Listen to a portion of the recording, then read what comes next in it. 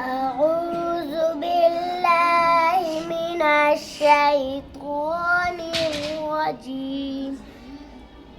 بسم الله الرحمن الرحيم.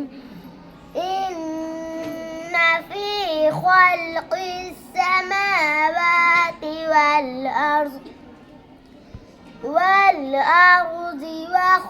واختلاف الليل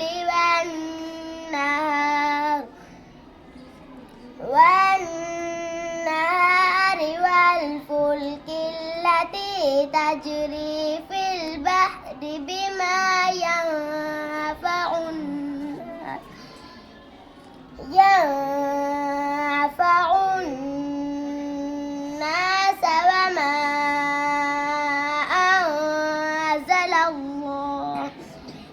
وما أنزل الله من السماء من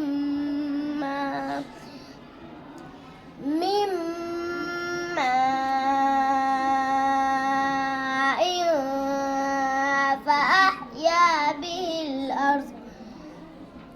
فأحيا به الأرض بعد موتها وبث فيها من كل دابة وتصريف الرياح والسحاب المسخر بين السماء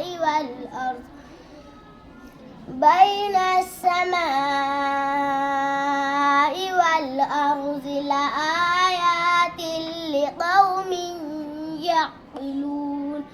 صدق الله العظيم.